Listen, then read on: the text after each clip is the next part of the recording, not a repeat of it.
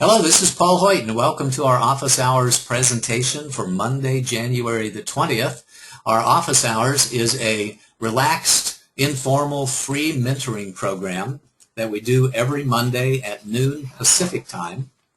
The recording of this presentation will be available online along with many of the previous week's recordings, and then all of the recordings of the office hours presentations, and this is recording number 19, will be available in our members area with a lot more stuff back there, and we'll talk about that a little bit towards the end of the presentation today.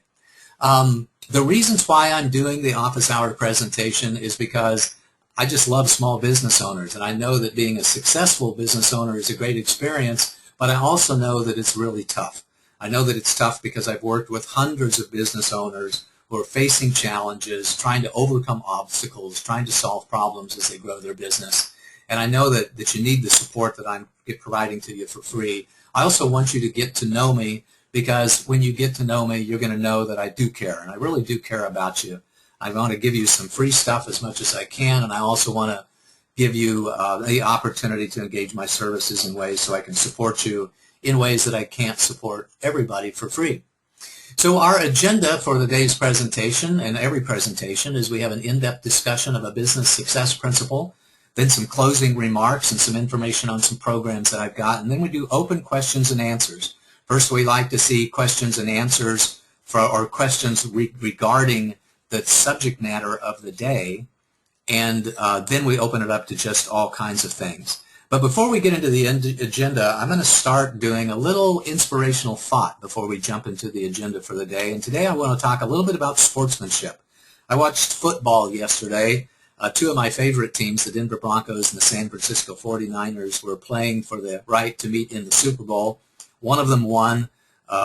Peyton Manning with the Denver Broncos won, and my team with San Francisco just fell short, and in the final minute, losing to Seattle last night. So I think it's going to be a great Super Bowl. But what was really remarkable to me was the sportsmanship. In everything that you ever heard Tom Brady and Peyton Manning say about their rivalry in the days up to the game and even thereafter, it was with a tremendous amount of mutual respect. When Peyton broke the record for the most touchdown passes in a season, the first thing he said was, you know, it's a privilege to hold the record. I'm sure Tom Brady is going to come back and beat me again next year. You know, there's just a tremendous amount of mutual respect. And even at the handshake after the end of the game, you could see the respect, even though Tom Brady was hurting because he wants to win as much as anybody. There was a lot of respect. But on the other side, what we also saw was Richard Sherman, cornerback for the Seattle Seahawks, and I suspect Michael Crabtree, the wide receiver for the San Francisco 49ers. You know, they were really getting in each other's face like the other person was an evil person and, you know, just the scum of the earth and very cocky and arrogant and mean and vengeful. And, you know, it was just tremendous difference. So I encourage you to whatever game that you're playing in life, whether it be the game of business or the game of family relationships or personal relationships, to really treat each other with a tremendous amount of respect. Respect is the second step in my my significant energy vibration area of love. First comes acknowledgement, and then comes respect. And I just want to encourage you to model the Peyton Manning, Tom Brady method of sportsmanship and competitiveness, rather than the one that we see from other people on the other side of the ball. So I'm going to leave it at that and start with today's topic, which is about getting the money, which is everything that you need to know about taking credit cards. You know, in all of our presentations, we roll this into the key performance areas. And in the key performance areas of business, there are 7 of them: leadership, marketing, sales, product development, operations administration, customer service, and financial management. And this particular presentation today on credit cards is square in the area of financial management. And it's in the area of financial management in 2 different ways. In the area of managing cash flow, because credit cards, when you take credit cards, can significantly impact your cash flow in terms of getting the money to you quicker than you would normally get the money from your clients. But it also manages the credit policies too. So because you have to watch out for the amount of money that you take on credit cards to pay attention to your own personal credit as it turns out. And I'll explain that a little bit more a little bit later. In our agenda for today, we're going to talk about 5 different things. We're going to talk about why take credit cards in the first place. We'll talk about how credit cards work and how the flow of information and the flow of money happens through the credit card processing systems in the United States. We'll talk about challenges that you may face with credit cards. We're going to spend a lot of time talking about credit card fees, and then we'll talk about some tips when it comes to taking credit cards. So let's start out with just some interesting facts to start out. First of all, the first credit card, you may not know this, was the Diners Club in 1950.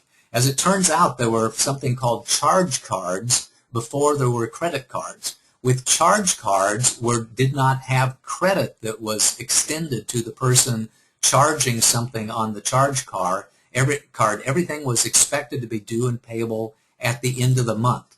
The first credit card, which allowed essentially somebody to borrow money to buy things and a bank issuing them credit, came about in 1950. And then American Express, with their theme of "Don't Leave Home Without It," came along in 1958. The credit card system in the United States has 4 different first digits. The first digit might be 3 if it's a travel and an entertainment card, such as an American Express. And I don't know that I've seen a Diners Club card in a long time, but I suspect there are other credit cards out there that start with a 3. The 4 is the Visa, the 5 is a MasterCard, and the 6 is the Discover card. Now, what I find amazing about that was Visa and MasterCard are products of the 60s and early 70s, but Discover card came about much later than that. I just wonder sometimes about what was the process that Discover went through in order to just get one of those digits. And will we ever see a 7, and will we ever see an 8, and will there ever be a 2? Well, who knows? I don't know, but I always find it fascinating that we have those 4 different credit card systems out there in the United States, each one of them, and I think it's worldwide too, each one of them with a different first digit. And speaking of that, speaking of digits, all of these cards have 16 digits, which is except for American Express, which is 15 digits, and I'm sure that causes computer programmers all over the world, crazy thoughts about whether or not it's a legitimate American Express account or whether it's a 16-digit number that has a typo. Anyway, now let's get into about taking credit cards for your business. The biggest reason to take credit cards is convenience. It's convenient for you and your customer to exchange monies via credit card. It also makes it easy for your customer to borrow money to pay you. They don't have to have the cash right now. They don't have to have a check that clears the bank. They can borrow money instantaneously, as long as they're not up against their credit card limits, to pay you for your products and services. And because that's true, whenever you take credit cards, it really facilitates impulse sales. Also, I think all the virtual business that we do, all the internet business, doing things with Amazon.com or buying pizza over the internet, which is what I did, for the football games yesterday. It just enables virtual businesses a lot. It allows me to buy something from you when we're not face to face, because you're instantaneously having the ability to take my money, and I have instantaneously the ability to borrow money to provide it to you. And because that's true, you get money faster. Whenever you accept money via credit cards, you typically get the money in your bank account the next day or the day after that. You don't have to wait for somebody to mail you a check or mail you cash or send you cash in some way. You can get it very quickly without depending upon the U.S. mail and without depending largely on the banking system. Although, since we have a lot of banks involved in the process, whenever we have a banking holiday, like today is a banking holiday, then you'll have a day's worth of delay, but not nearly as long as it would be if your money needed to come to you via U.S. mail. So more reasons for you to take credit cards are that the bank agrees to pay you even if the customer defaults. That means that you don't have to worry about bounce checks, and you don't have to worry about checking the credit of all of your clients. Whenever somebody pays you otherwise, when somebody pays you via check, it's always a good idea to be able to do a little bit of reserve to wait. And oftentimes people don't deliver products until the check clears the bank so that they don't have to worry about bounce checks. and oftentimes before credit cards, you would have to check with Dun & Bradstreet or in some other way check somebody's credit and trade credit before you would extend them the products and services. But with credit cards, that's not true. The bank, their bank, not your bank, but the bank that issued them the credit card agrees to pay you even if the customer defaults. It also reduces the amount of cash and checks that you have on hand. So that reduces the opportunity for theft, embezzlement, and fraud, and those sorts of things internally, because you don't have near as much cash and checks on hand, and you have a lot less administrative expense. Because while you may deposit checks every once in a while, instead of depositing checks 2 or 3 times a day, you may only be depositing checks once every few days. I know in my business, I deposit checks once a week instead of once a day, and a lot of that is because many of the transactions that I do, especially the smaller transactions, are done via credit card. So it's all automatic, and I don't have to pick up and go to the bank anytime. But there are challenges with credit cards too. The challenges with credit cards are, we're going to talk about each one of these 4 things. We're going to talk about fees, we're going to talk about chargebacks, we're going to talk about limits, reserves, and shutdowns, and we're going to talk about PCI Compliance, which is, PCI stands for the payment card industry, and we'll talk a little bit more about that. First, let's talk about how your credit card works. This is a little diagram I put together for this presentation, which helped me learn, frankly, about credit cards a little bit more, about how the information flows and how the money flows. So here are the components of how the credit card system in America works. Your customer interacts with your website typically into a shopping cart. Almost everybody uses a shopping cart of some kind today. It might be Infusionsoft, which is the one that I'm currently using. Could be One Shopping Cart, which is one that I used for a long time. I use a product called WooCommerce on my WordPress site, which essentially becomes the shopping cart for your system. And that interacts with a payment gateway. So with the payment gateway, and I use Authorize.net, but there are lots of other payment gateways out there, that is the way that you interface with your merchant account, which is also called the acquiring bank. The payment gateway takes the place of a point-of-sale terminal. So you know how sometimes people swipe credit cards when you go to the department store or go to the grocery store. Nowadays they have us swipe our own credit cards. They have a little point-of-sale terminal, and because they have a point-of-sale terminal, that connects directly with a large payment processing system, which is immediately contacting your merchant account to see whether or not your merchant account will allow you to take that credit card. Your merchant account then connects to and communicates with the card issuing bank, and that is your customer's bank, to see whether or not that's a valid credit card number, and to see whether or not that card will guarantee the payment, or that bank will guarantee the payment to the merchant account. When they have guaranteed the payment, and when that particular transaction is authorized, then immediately the card issuing bank sends the money to your bank or your merchant accounts bank, and then they send it to your business account typically, and it may be at another bank or it may be the same bank, so that the money flows back in a matter of a day or 2. So that's kind of the sequence. The information goes from your customer into your shopping cart, through your payment gateway, through your own merchant account provider, into the card issuing bank, where all the transaction is approved and validated, and then the money flows from the card issuing bank back into your merchant account bank, and then back into your business account. So it's kind of a complex process there. And on the other end of that, by the way, if I had a slide or a little colored rectangle below the card issuing bank, that would be your customer's bank account. So at some point in time, your customer is obligated to pay their card issuing bank the amount that they charged on the credit card to purchase your products and services. I wanted to show you that because I wanted to talk to you a little bit about the fees along the way. So let's move to the next slide and talk a little bit about the fee structure. First of all, whenever you attempt to take a credit card transaction, you can have an authorization fee that may be charged to you based upon the agreement that you have with your merchant account provider or your acquiring bank. So you can have a 20 or a 30 or a 50-cent fee as an authorization fee, whether or not the transaction goes through. And then when a transaction goes through, you can have a transaction fee, which may be 40 to 60 cents per transaction. Sometimes they're a little bit more, and if you have a lot of high volume transactions, they can be a lot less than that.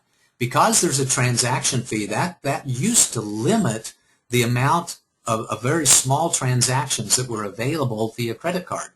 Because it didn't make any sense for you to buy something for $1.50 if the transaction fee was going to be 50 cents, in addition to the transaction percentage fees, which can be from 1 to 4%. So it used to be a rule of thumb that you never accepted credit cards for something that was less than a $10 or a $20 payment, because the fees associated with that, the authorization fee and the transaction fee, made it to where it didn't make sense to do that. Now, and by the way, it still may not make sense to you depending upon what your arrangement is with your merchant accounts provider.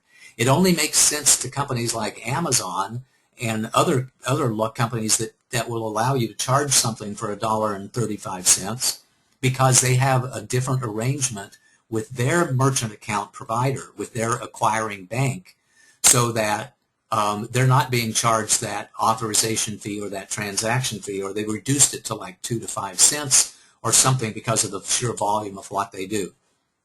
But today, you can buy things for $1.50 or $2 or something over the internet because high volume distributors can negotiate an authorization fee and a transaction fee that's significantly less than what you and I can do. But generally speaking, that means that if you're selling something on your website for $2.99, I suggest you take a strong look at that, because $1 of that might be going to your bank, and you may only be seeing 90 cents of that transaction and losing half of that transaction through the credit card system. Because in addition to the authorization fees and the transaction fees, you can have a transaction percentage fee, which is typically 1 to 4% in 3 different pricing tiers. There's the qualified, which is the lowest transaction percentage fee, the mid-qualified, and the non-qualified. At the lowest level, a qualified transaction is when you have a card-present transaction, and you have a security code, and you have a matching address, so that the billing address on the credit card matches the address that you're supplying with the credit card transaction request, will give you a very low qualified rate. And the reason why it's lower is because there's much less risk. On the other hand, when you have a non-qualified rate, that's when you have a transaction where the card is not present and there may be no matching in between the billing address and the shipping address, or the address that you're supplying, or perhaps you're not supplying any address whatsoever. And right in the middle is the mid-qualified, and that, by the way, will happen whenever you're taking an American Express or a Discover card transaction, or any transaction that is a rewards card was automatically a mid-qualified. And the reason is because they have to charge an extra % to you, because that % is going then to your customer as part of the rewards program. So the customer's bank will charge your bank an extra percentage point, and that bank passes that along to you in the terms of a mid-qualified transaction. So you may have a credit card fee or transaction percentage fee of 2.5% for most transactions, but if the transaction is an American Express, or the transaction is on Discover or some other rewards card, it may be 3.5 or 4%. And there's also chargeback fees. We're going to talk a little bit more about chargebacks, but a chargeback fee happens whenever you have a chargeback. Sometimes the banks will charge you, it's $5, $10, $15 or more whenever you have a chargeback against your credit card account, in the same way that if you have a late payment fee on a credit card, you get charged a little bit of money for that. So those are just some of the fees, but there's more fees associated with that, even though these are all transaction-related fees. There are more fees. There are monthly fees like statement fees and minimum fees. So sometimes you can get into a credit card situation where they want you to charge $1,000 or $2,000 or $5,000 a month, or take that amount of money, and if you don't, then you can get charged a minimum fee. And also you can get charged support fees. So if you need extra support or if something happens that goes haywire, they may also charge you support fees. And by the way, that's extra for American Express and Discover. That's why some banks or some people do not take American Express or Discover card. It's not just that the transaction is a 3.5% transaction instead of a 2.5% transaction. It may also be that they're not signed up for the extra $8 or $10 or $15 a month that they have to sign up for in terms of a monthly fee in order to be able to take that transaction in the first place. That's why people just take Visa and MasterCard, is because it's typically a lower transaction percentage fee and there are no extra monthly fees associated with taking Visa and MasterCard. In addition to those, you may also have annual fees. For example, the PCI transaction fee happens on an annual basis. And if you sign up on a multi-year contract and you haven't got to the end of that contract, you can also have early termination fees. So my experience with taking credit cards is they'll get you in a lot of different ways. That it's expensive to take money via credit cards. It can take you not just 2.5% or 3%, but it can be 5 or 6% of your billings when you add up all of these fees and amortize them over the life of all of the transactions that you're taking via credit card. Taking money via credit cards can be very expensive with regards to the fees. The other way that they can be very expensive is in terms of chargebacks. Chargebacks happens when your customer wants their money back. When they have gone to you and asked for a refund and you have denied their refund, or if they're just being crazy about it, they can just call up their credit card company and say, hey, I'm going to disallow this transaction. I'm going to dispute this transaction. Please go after it. That's bad for you. So generally speaking, you're going to hear me say this a couple of times today, if somebody wants their money back via a credit card charge, my recommendation to you is that you give them their money back. You may offer to give them half of it back, or you may offer to give them 25% back, or you may offer to do whatever you offer to do. But generally speaking, it's far better for your credit card relationship for you to give them their money back, with a smile on your face as much as you possibly can, because you want to avoid that chargeback, because chargebacks cost you money in chargeback fees, and chargeback cost you money in terms of your relationship with your merchant account provider, because they really don't like them, because then they are at risk. So I remember the slide that I gave you a little bit before, or showed you a little bit before, where there's two banks involved, your bank and your customer's bank. Your customer is guaranteeing that, or your customer's bank is guaranteeing that your customer will pay. In fact, they're making the payment for you in advance of the customer paying the bank, because they have issued credit to that customer. Your bank is guaranteeing that you will deliver the products and services. And if you don't deliver the products and services, then they are at risk, because they are guaranteeing that if you don't deliver the products and services, that they will give the money back to the customer. They'll give the money back to the bank, and the bank will credit or reduce the amount that the customer owes the bank because of that. And that's why chargebacks happen, and that's why chargeback fees happen, and why it's such a good idea to cheerfully give refunds for credit card transactions whenever you can, especially if the amount's not very much, because you don't want to have the hassle with your bank. Banks don't care about refunds, but they care a lot about chargebacks, because they are the ones at risk. Next slide, Audra. Now I want to talk about limits, reserves, and shutdowns. A limit is the amount that your merchant account will set on daily and monthly credit cards charges to limit their risk. So for example, just as we talked about with chargebacks, your merchant account is at risk. In a worst case scenario, you might do a teleseminar or a webinar and sell $100,000 worth of products. Your company, your bank would give you that $100,000 into your bank account, and then you would skip town without ever delivering the products and services, and your merchant account bank would be on the hook.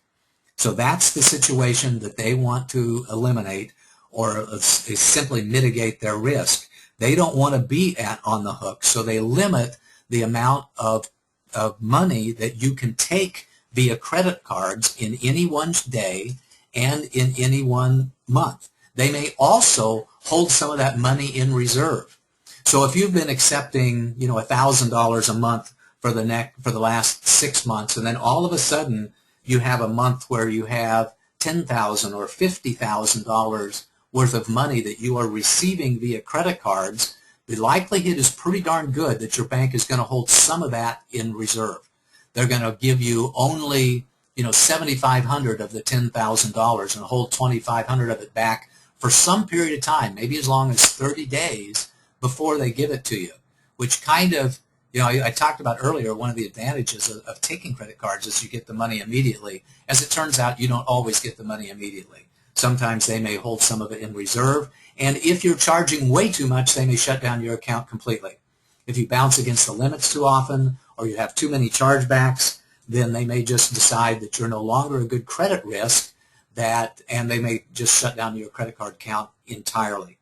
So I'll give you this tip now, but I'll also re-emphasize it later. If you're expecting to have a very big day, if you're launching a teleseminar or a webinar and you hopefully sell $10,000 worth of stuff or $50,000 worth of stuff, it's a really good idea to pick up the phone and call your merchant account provider and let them know that's coming, and ask them first of all not to shut down your credit card account in the middle of your webinar, but also talk to them about any sort of reserve policies that they might have so that you can understand when that money might actually get to you.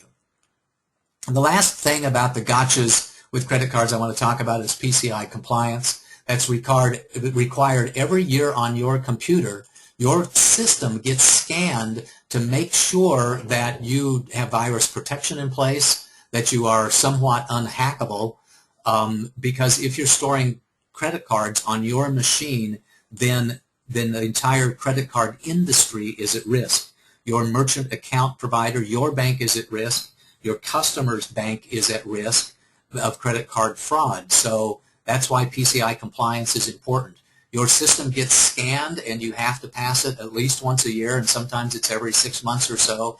And that is a really good reason to use a shopping cart and to have a payment gateway on your system so that you aren't storing credit card numbers on your systems, so that when you do that PCI compliance check, that you're able to check the box that says, I don't store credit cards on my system at all. They're in my shopping cart or in some other system. And that's certainly one of the things that I recommend. Now I want to run through a bunch of tips we have. First of all, tip is have multiple credit card accounts so that you can have different merchant accounts that you can switch back and forth in between.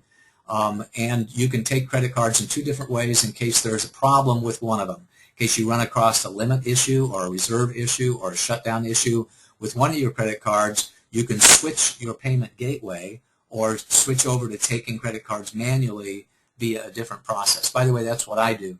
I've got a merchant account associated with my online system, and I've got another merchant account associated directly with my QuickBooks system, so I can take credit cards in a couple of different ways.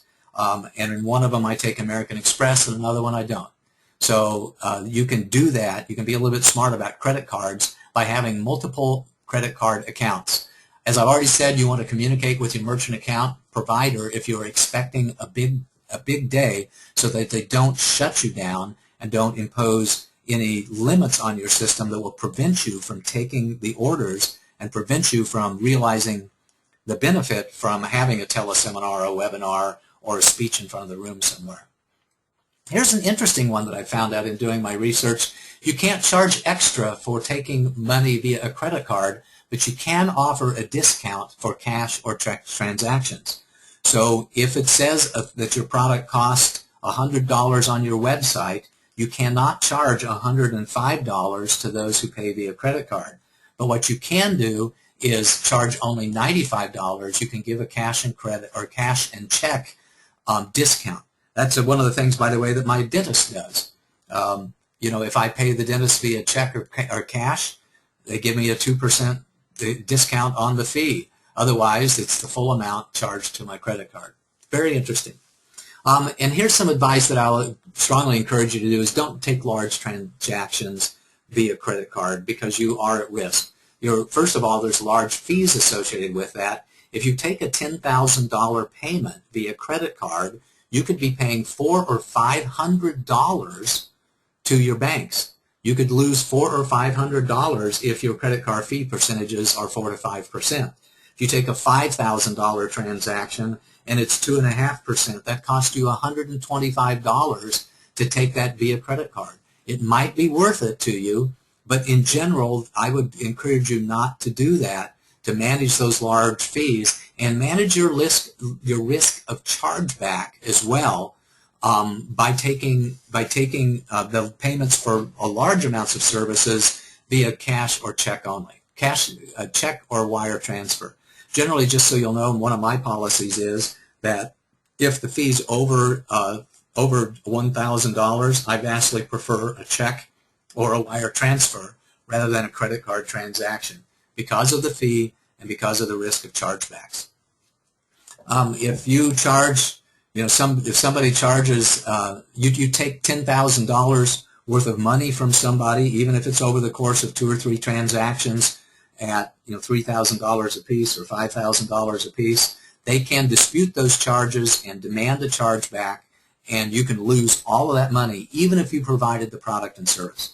So taking the money via credit card is really not as absolute guarantee that you're going to get paid as you would like for it to be.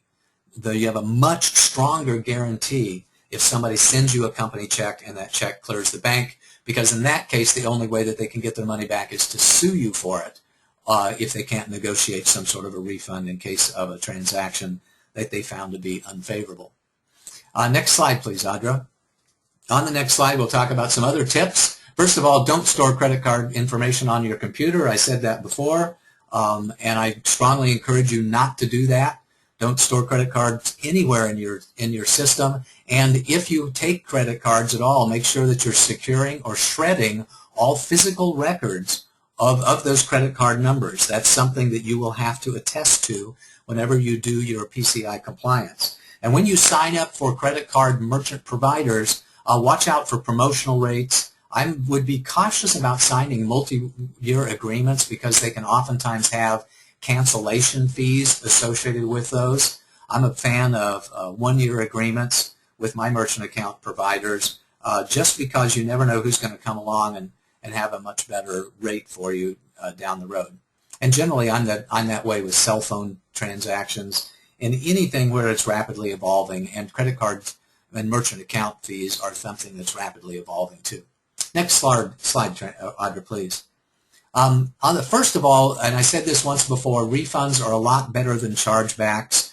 If somebody wants to get a refund, even if they're a pill and you know that you delivered a quality product or service, it may be to your advantage if you took the money via credit card to go ahead and give them their money back through a refund that you initiate rather than them getting their money back via a disputed transaction or a chargeback that they initiate, because the bottom line is you're going to lose the money one way or the other. You might as well give it back in a way that doesn't threaten your merchant account relationship that you have. And the last thing I want to talk about is being mindful about taking your customers' money. There are some people out there that will take their customers' money without really being mindful as to whether or not that's a good deal for your customer. I've seen people take $10,000, $20,000, $30,000, even $50,000 from somebody just because they had sufficient number of credit cards that they could charge that amount of money to. When you find yourself in that transaction saying, well, why don't you charge $2,000 to one credit card and $3,000 to another credit card and $5,000 to another credit card because somebody might be up against their credit card limits, then I think you're stepping over the bounds. I would never do that, and I don't encourage you to do that either. Be very mindful about taking all of your customers' money. Even if you can do it, it doesn't mean it's the right thing to do. So here's your homework and your exercises. Find a great merchant account provider if you haven't taken credit cards before, or review your current arrangement if you really have, and do some analysis and find out what your really effective credit card transaction rate is. You may find that it's far more than the 3% that you had budgeted for. You may find out because of monthly fees and annual fees and PCI compliance fees and statement fees and reporting fees and authorization fees and all of those fees that it may be up in the 5 or even 6% range, and we don't want that to happen.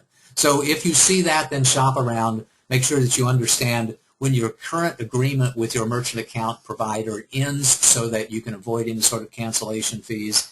And if you're taking credit cards and putting them on your computer, I strongly urge you not to do that because of the risk to you and the risk to your clients as well.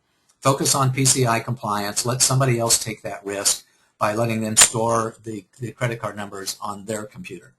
We're going to have open questions and answers in just a second, and first of all on the topic of the day and then any other issue that you have. First I want to talk to you about 3 different programs that I've got available. You know that I love small business owners. I love to support you. I want to talk about just briefly my coaching consulting services, my library membership program, and my flagship product for helping CEOs learn what they need to learn, the Beyond Business Survival program. First, services. I'm immediately available for private coaching and mentoring, help you out with strategic plans, business plans, and financial models. Some of those programs start as low as $200, and we're offering discounts this week. So give me a call, and the phone number will be listed at the end of this presentation. If you can use support in your business, now may be exactly the right time for you to engage my services. We've also started our Paul Hoyt Library Membership Program. You can get your Paul Hoyt Library Office Pass, so you can get access to all of the office hours recordings. Next slide, Audra. This membership program started in mid-January. You can get access to recordings, and I'll be putting up business document templates, spreadsheets, all kinds of processes, things that you can use to really move your business forward that I've created or acquired over the course of the last 13 years of being a business consultant. I'm also going to offer some of my inspirational messages. As some of you know, I've written 3 different books that are focused on personal and spiritual growth, so I'm going to put some of that stuff up there for you as well as a bonus, and I'm adding to it every week, so it'll become more valuable to you over time. You have 3 different pricing options, either a $279 one-time lifetime payment, or a $79 a year payment, or the magic number $9.38 a month billed automatically to your credit card every month. And there's no risk. That's a money-back guarantee. For whatever reason you decide that you don't want to continue with the program, or you didn't think it was worth the money that you paid for it, then just let me know. And I eat my own dog food here. I'll take my own advice. I'll give you a refund. I may talk to you about it a little bit first, but you can be assured that I want to have a great relationship with my merchant account provider, so there's no risk when you pay me via credit card.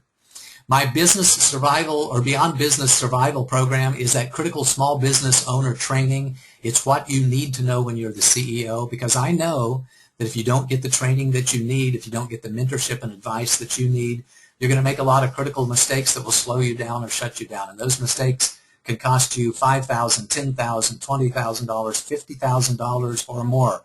I really want to be whispering in your ear every second of your business life. And that's why I created this Beyond Business Survival program. It's a self-paced, on-demand learning program, audio-based with complete transcripts and dozens of critical success principles, the things that you really need to know. It's only $497. And by the way, that includes as a bonus for the next week or so, or a couple of weeks, includes as a bonus a lifetime membership in the Paul Hoyt Library program, and that's a $279 value. So, essentially you get both of those programs for $497. And again, that's no risk and a money-back guarantee. I want you to join me on Facebook so that you can get your energy of the day. Just become my friend on Facebook. Every day I put up an energy of the day, a little simple inspirational message, and allows you to connect with me. And next Monday, our topic is going to be on financial modeling, one of my very favorite things to do. I'm going to talk to you about the process that I use when it comes to creating a financial model, or those projections for your business, and when and why to do it, and tips and techniques along doing that. In the meantime, I want you to let me know what topics that you would like for me to address by going to paulssurvey.com. You can see the URL on your screen there. It's PAULSSURVEY, paulssurvey.com, and let me know what topics that you would like for me to address on future office hours presentations, and do your homework. And with that, we'll call it to the end of the presentation today and turn us over to questions and answers. My contact information is on your screen. and I'll open it up to see if you have any questions. Audra was busy doing the slides, so it may take us just a second to retrieve your questions. And so thank you, by the way, Audra. You did a great job of managing the way through the slides today. With that, did you have a chance to see any questions out there, Audra? Paul, I think we stunned everybody with the presentation today. Nobody had a question. But well, I have some comments. I have some comments as well, a little additional information too, but I'm going to let you start out. And Audra, I can hardly hear you, so speak up if you would, please, dear. Okay, hopefully you can hear me better. A little bit better. So, all right, so I'm a veteran of the credit card wars, and I have lots of experience, so I just want to share some of that with everyone. When Paul says call your merchant account if you have any activity which is not normal, that is a hugely valuable thing to do, because they have people in their risk assessment department whose job it is to shut down accounts if the account looks like it's doing something that it doesn't normally do. And that's either going down or going up. Also, I was advised by my merchant provider to have one merchant account per product if my products have different prices or if the products have a different delivery mechanism. And the other thing that I've learned from doing services and from dealing with American Express will allow you to do a chargeback, will allow your customer to do a chargeback almost 2 years after the actual charge. So just be very careful of that if you have a customer who happens to have American Express Black or any of the higher sort of the wealth cards that are associated with Prestige, because they will pretty much side with that customer, and you will be sort of having to deal with that customer in court if you want your money back. And it doesn't matter whether you're right or wrong as a merchant. The other thing is, when you're dealing with a merchant account, ask them what their chargeback procedure is. Some merchants will only send you a written chargeback notice, and you are relying on the Postal Service to get that delivered to you in time to form a rebuttal. With some merchant providers, I have regularly gotten a chargeback notice long after my ability to respond to it, so I have no say in the matter. So my advice is try to find a merchant that has an online chargeback service, or who take a proactive approach, and they'll email you, they'll send you a text, and they have an online system that you can monitor on a regular basis. So that's my 2 cents on merchant accounts. Thank you, Audra. I appreciate that. I was going to talk a little bit about PayPal, because PayPal and Amazon has a new Amazon e-payments or something that's coming up that I'm really not sure what it is. I suspect that it's a PayPal-like payment processing ability.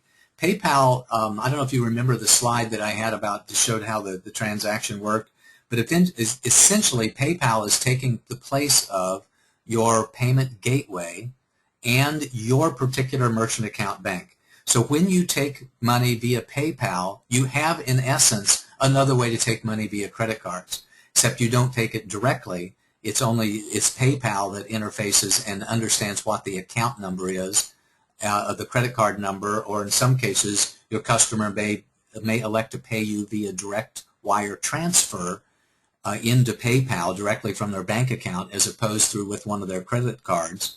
So they have the ability to essentially effect a bank-to-bank wire transfer without any of the credit card limitations that come in the middle of that. So PayPal I encourage you to take, in addition to having more than one merchant account, I also encourage you to take money via PayPal, because some of your clients will want to pay you via PayPal. But rest assured that PayPal is not as good as taking money via a company check if you take money for larger transactions, because like all of the credit card companies and all the banks in the middle of this, they're happy to side on the part of the customer, the person who was supposed to get the product and services and supposed to pay you, and you can get chargebacks from PayPal in the same way that you can get chargebacks from any other merchant account. So that's a little additional guidance that I wanted to give you on PayPal that I didn't have time to squeeze into the presentation there. Audra, do we have any other questions at all that might have come through, or comments that might have come through? Paul, we do. I would just like to have two more comments. One about PayPal. Yeah. They have two different types of services. One is their regular PayPal, which you see the PayPal button, which people can pay with their, quote, email address, and it's a PayPal to PayPal transaction.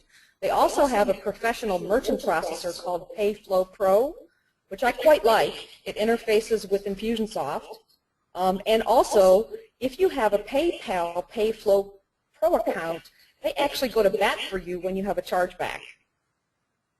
So if you're unsure of that, you know, you kind of have to brave the mercurial spirit of PayPal sometime. But, you know, if you have transactions that maybe you do get chargebacks or something and you want someone to go to bat for you, that may be a good option for you. The other thing is about ACH type transactions. What you were saying is a bank-to-bank transfer. Most payment processing gateways, like Authorize.net, will allow you to sign up for that service once you've proven to them over a couple of months that you have a decent track record as a merchant. So it's a nice service to have where you can take, quote, e-checks from people. Excellent. Thank you. So now I'll get to the questions. You're very welcome. Somebody's asking about working with ClickBank. So ClickBank is I don't work with ClickBank, so I'm not sure that I really understand what ClickBank is, but I believe that they are a way to for you to like automate your joint ventures and links that you have with partner sites, kind of automating an affiliate program, so to speak. So I think that they are an intermediary in any sort of an affiliate program that you might have, and a way to get traffic to your sites from a lot of other websites out there. But I don't know what they have to do with, if anything, have to do with credit card payments. Audra, do you have any experience with ClickBank? So, Paul, I do. And like you said, ClickBank is that affiliate sort of aggregator. It allows you to put your product or service on ClickBank, and allows anybody who is an affiliate or who is good at affiliate marketing to sell your product for you. And ClickBank handles not only the credit card transaction, but they also handle the payment of all of your affiliates. And they charge a fee for that. I know for a fact that they will either send you a check or they can do a direct deposit to your bank. I'm not sure what their fees are, but it's like any other service, you know, expect to pay a couple % for whatever services you have. Cool. Thank you very much. Now I'm interested in putting in ClickBank for my own company. So, in fact, Paul, that was the discussion we were going to have. There's ClickBank, JVZoo, there's all kinds of affiliate portals. There's Warrior Forums, Warrior Plus. Just do a search on the internet. If you can get into Commission Junction, Pepper Jam Network, they're all over the place. So depending on the flavor, you may fit into one or more of those. Wonderful. Okay, we have a question. All right. Go ahead. So it's actually more of a comment. Okay. Richard says, folks who take credit cards need to be aware of the risk of running afoul of state data privacy laws if they collect too much personal information and then lose it, especially in Massachusetts, where the Attorney General is very aggressive in prosecuting small businesses. Yikes. Thank you for that comment, Richard. Yes, so your privacy policy on your website becomes really, really important at that point. Excellent. Excellent. So whether you're taking credit card information or any other confidential information, you have an obligation to protect that information on behalf of your clients. And if you ever get in a situation where your system is unprotected and hackable, then you could be in bad shape. And by the way, one of the things that I do, and I suggest that you do as well, whenever you have a confidential information like that, is just put a little password on the file or on the file system, so that so that you know what the password is and you can access the document or the spreadsheet that has that sort of information. But if it were ever to be, if your system were to be hacked or somehow you lost a backup in something, that you would be doing what's right for yourself and what's right for your customer by protecting that confidential information, at least with, you know, a password on the document or the file. Next question. So, Paul, I'd just like to have one more comment to that. If you use a system like Infusionsoft, you can rely on Infusionsoft security and Infusionsoft PCI Compliance to append notes or files to customer records. Excellent. Richard has a question. Okay. He's asking, what recommendations do you have for small businesses addressing the creation of a written information security program needed by the Massachusetts state regulations and creeping into other jurisdictions? I don't know that I have any recommendations on that, Richard, other than I'd have to look it up and go get samples of what the policies are. Generally, I'll answer that in a much more general way. And the much more general way is generally I encourage all of my companies to be policy-driven and procedure-driven companies. That there are things that you need to have company policies on, things like expense reports and, you know, the basic, you know, sexual harassment and diversity and those type of policies that you need to have in writing in your human resources manual whenever you have employees at your company. So I encourage you to become a company that understands what their obligations are, legal obligations, when it comes to proper notices and proper policies and procedures along such lines. And part of that would be privacy laws and other sorts of things relative to doing business in the United States, whether you're in Massachusetts or somewhere else. So I'll say I don't know anything specifically about that particular, you know, situation, especially in Massachusetts, because I don't do a lot of business in Massachusetts. I don't know if I do know that I have one customer that lives in Boston, but that's the only one that I know of right now. But in generally, I encourage you to become a policies and procedures-driven company. It's really important as you grow. Not so important when you have $100,000 in revenue, but critical when you have $1 million, $5 million, $10 million in revenue. Next question, Audra. By the way, I'm going to hold this open for another 5 or 10 minutes. I know that we're coming up to the top of the hour here, but I'm going to stay on because my presentation was a little longer than usual. We're going to stay on and answer a few more questions if that's all right with you. Go ahead, Audra. Awesome. Elaine is asking, what about using Square to swipe debit cards? Any advice on that would be helpful. Thanks. There are a lot of those really good payment card processing things to use swipe. And when you use the swipe transaction, when you use Square or, you know, I've got ones that are through different providers as well. So that becomes a card present transaction whenever you swipe it, which can take it from being you know, a non-qualified to a mid-qualified, or from a mid-qualified to a lowest possible, or to a fully qualified transaction, and can save you a percentage point.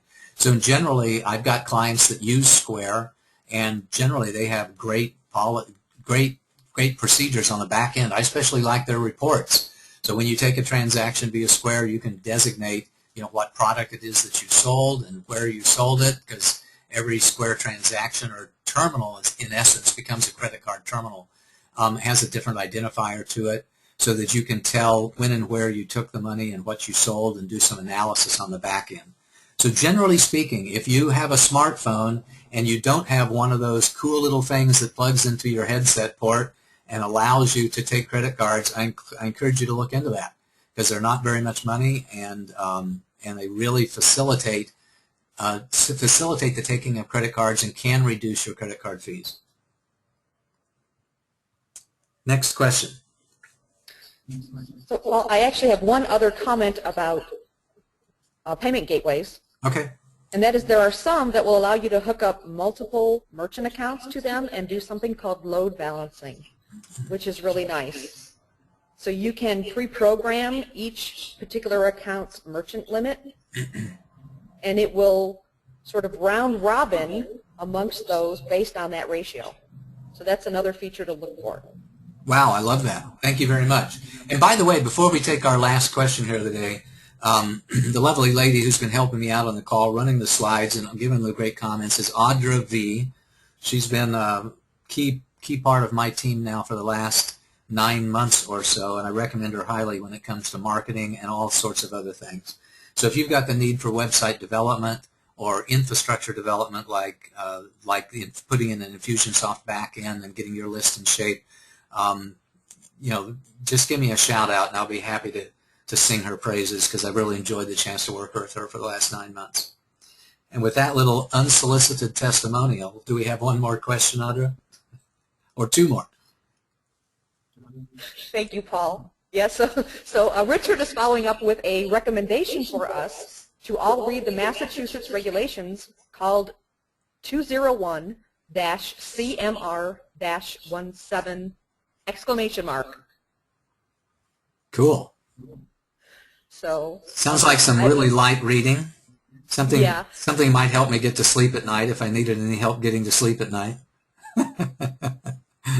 And do you have another question for me, Audra? And we do. Carol is asking, on your smartphone, I added extra security for my phone to protect hacking access. What do you do or other? I don't know what you did for extra security. Some people password protect their smartphone in case that they lose it. I haven't done any of that personally with my phone, and perhaps I should. This might be a call out from the universe to do that. But I don't do any extra things with mine. I know that I've got my Find My Phone feature, so if I would ever lose the phone, I would know immediately where it would be, and I'd have the ability to erase it, immediately the second that I knew that I had lost it. But that's about the only thing that I do for smartphone security. And I might be able to be a lot smarter about that. So if any of you know, have some tips and techniques when it comes to smartphone security, please give me an email to paul@paulhoyt.com, and I'll post it to our Skype tribe or to other places where other people can gain benefit from your experience. Anything left, Audra, for us? No more questions, but I do have a comment on security. Go ahead and make a comment. So I would highly recommend a free program called LastPass. I've been using it for a couple years, and it allows you to store secure notes, credit card information, all kinds of login information, and it has a mobile version app. So my passwords are never at risk, but I always have them as long as I'm connected somewhere, which is usually when you need them. You can also have a desktop version, which will unlock you. It does password generation, it does reminders, it does secure notes, and you can also share passwords with somebody without actually divulging what the password is. So I find it invaluable. It's called LastPass? Correct. LASTPASS? Correct. Cool. I give that 2 thumbs up. Cool. I like it. That's a good recommendation. And with that, I'm going to close our office hours presentation for today, and thank you very much for tuning in and listening about credit cards. And thank you again to Audra for all your help and your comments and your assistance on running the presentation for today. I hope to see you again next week when our subject is going to be on creating financial models, what you need to know about the art and science of projecting your financial results. So until I see you again next week, have a marvelous week. Have a most marvelous and prosperous day today. Thank you so much. Goodbye.